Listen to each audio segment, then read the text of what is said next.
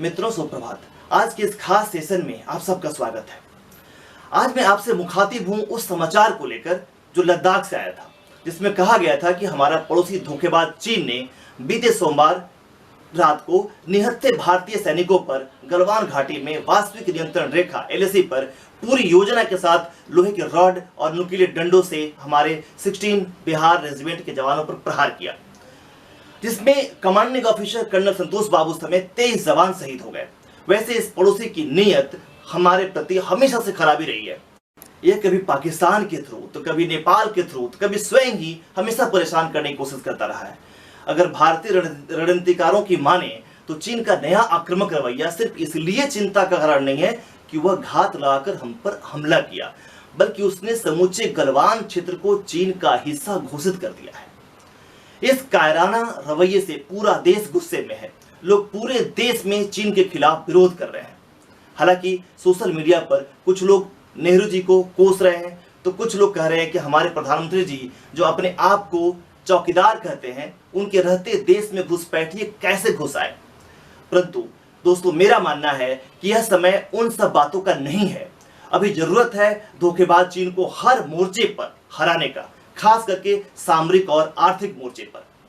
तो आइए कोशिश करते हैं जानने की कि हम इस दोनों मोर्चों पर उसे कैसे मात दे सकते हैं। सबसे पहले बात करता हूं सामरिक मोर्चे पर क्या किया जाना चाहिए। दोस्तों, एक नीति होनी चाहिए हिट एंड रन की रणनीति। हालांकि चीन के पास भारत से बड़ी संख्या में सेना है, जो तकनीकी मामले में भी काफी आगे है। इसके बावजूद चीन की तरह ही उसे हिट एंड रन की रणनीति अपनाकर भारत उसको सबक सिखा सकता है। चीन ने यह रणनीति 1950 से 53 में कोरियन वॉर में अमेरिका के खिलाफ इस्तेमाल किया था। चीन के पीपुल्स लिबरेशन आर्मी ने सरप्राइज फैक्टर रखा और नॉर्दर्न कोरिया के माउंटेन को कवर की तरह इस्तेमाल किया था। अमेरिकी डिफेंस एक्सपर्ट कहते हैं कि भारतीय सैनिक भी इसी तरह हिमालय के पहाड़ों को इस्तेमाल कर सकते हैं। पहाड़ों पर छुपकर वह घाटी में नीचे चीनी सैनिकों को हमला कर सकते हैं, उन पे अचानक हमला कर सकते हैं। दूसरी बात है कि पहाड़ों में हमारी सेना उनसे बेहतर है।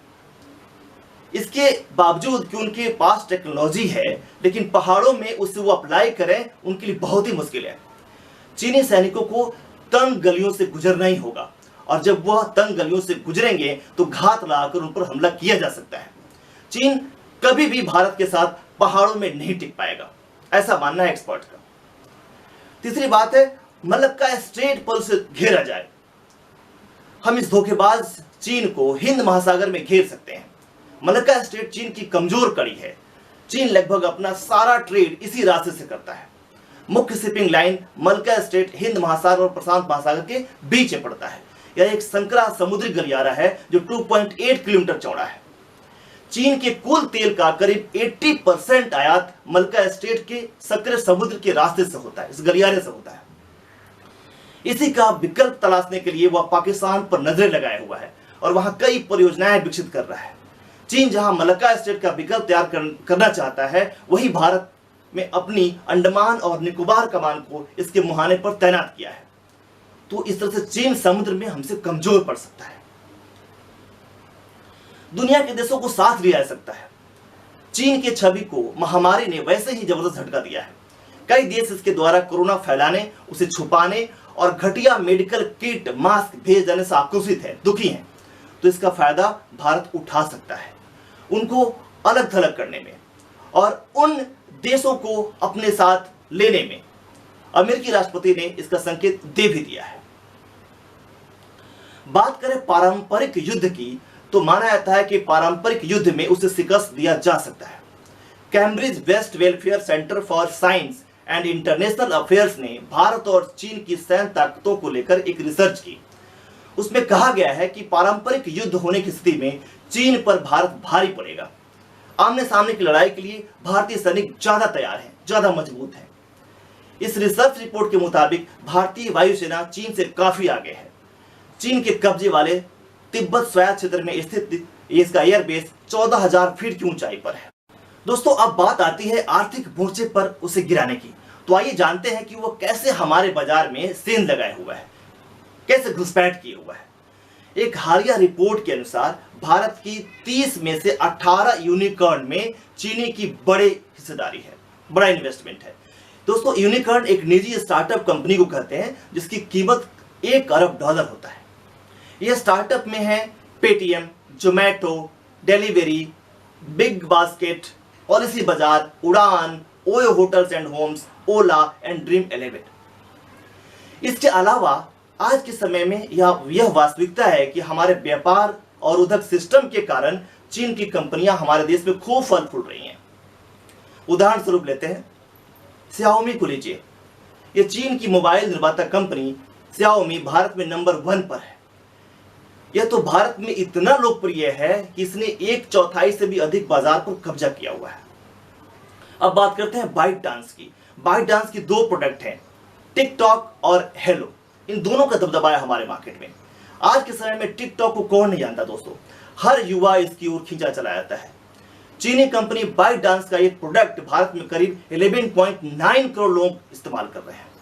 भारत में इन दिनों हेलो ऐप पर भी खूब पॉपुलरिटी बढ़ी हुई है। ये भी चीनी कंपनी ByteDance का ही प्रोडक्ट है, जैसा बताया आपको मैंने। मौजूदा समय में भारत में हेलो ऐप के करीब 5 करोड़ मंथली एक्टिव यूजर्स हैं। बात करता हूं तीसरी कंपनी वीवो की। वीवो के पास 20% मार्केट है इंडिया का। चीन की एक दूसरी मोबाइल कंपनी है वीवो, जिसने भारत में करीब 20% मार्केट पर कब्जा किया हुआ है। अगर चीन की Xiaomi, वीवो, ओप्पो और रियलमी को एक साथ जोड़ दिया जाए तो इन सब को मिलाकर भारत का करीब करीब 65 से लेके 67% तक का मार्केट इनके द्वारा कब्जा किया हुआ है। अब बात करता हूं यूसी ब्राउजर के बारे में। इसमें भी इसका बड़ा निवेश है। चीन को छोड़कर बाकी दुनिया में यूसी ब्राउजर के करीब 1.1 अरब लोगों ने इसको डाउनलोड किया, इसके यूजर्स हैं। आपको बता दूं कि इसका करीब आधा हिस्सा सिर्फ भारत में है, यानी भारत में करीब 50 करोड़ यूजर्स चीन के इस यूसी ब्राउजर को इस्तेमाल करते हैं। और एक और बात करूं पबजी का, तो आप सब जानते हैं, पबजी को भी मत भूलिए। बात अगर गेमिंग की हो तो पबजी सबसे बड़ा नाम है जो हर बच्चे और युवा की जुबान पर चढ़ा हुआ है। हालात तो ऐसे हैं कि भारत में पबजी मोबाइल का सबसे बड़ा मार्केट है। दुनिया भर में इसके 55.5 करोड़ यूजर्स हैं, जिनमें से करीब 21% यानी लगभग 11.6 करोड़ यूजर्स सिर्फ और सिर्फ भारत में हैं। अगर चीनी कंपनियों को भारत से बाहर का रास्ता दिखाया गया तो ये सब बंद हो जाएगा। इसके अलावा विदेशी मामलों के थिंक टैंक की और गेटवे हाउस की बात माने, उसके हिसाब से बात करें तो करीब करीब 75 कंपनियों की पहचान की गई है जो e commerce, fintech, media, social media, aggregation, इन सब से सर्विसेज, लॉजिस्टिक्स, इन सब सेवाओं से संबंधित है जहां चीन का निवेश है। दवाइयों के निर्यात में दोस्तों भारत दुनिया में शीर्ष देशों में से आता है। इसमें जेनरिक दवाएं खास करके भारतीय फार्मास्यूटिकल क्षेत्र का सबसे बड़ा हिस्सा है और कमाई के मामले में इनका मार्केट शेयर 75% है, परंतु ये काफी हद तक चीनी एपीआई पर निर्भर है। मित्रों, इस तरह हम देखते हैं कि हमारी डिपेंडेंसी चीन पर काफी है, मगर इसको राष्ट्र की कीमत पे हरगिज नहीं ढोया जा सकता। राष्ट्र की कीमत पर हम इसको नहीं ले सकते। हमें और हमारी सरकार को जल्द से जल्द इसकी डिपेंडेंसी को खत्म करना होगा। सिर्फ कहने में आत्मनिर्भर नहीं, बल्कि वास्तव में आत्मनिर्भर बनना होगा। आयात शुल्क बढ़ाकर उसके माल को भारतीय बाजार में आने से रोकना होगा और साथ ही साथ उसका नया विकल्प तैयार करना पड़ेगा देश में ही। उसके चल रहे प्रोजेक्ट पर भी विराम लगाना होगा। हालांकि वैसे पहले से ही चीनी सामान के बहिष्कार का कार्यक्रम चल रहा है, बॉयकॉट पूरे देश में हो रहा है, उसकी आवाज उठ रही है और अब सीमा पर जो घटना हुई है उसके बाद से और भी आवाज तीव्र हो गई है। हो सकता है कि भारत सरकार भी चीन के खिलाफ कोई सख्त कदम उठा ले। ऐसे में भारत से चीनी कंपनियों को बाहर का रास्ता दिखाया जा सकता है और उसे आर्थिक मोर्चे पर भी शिकस्त दी जा सकती है।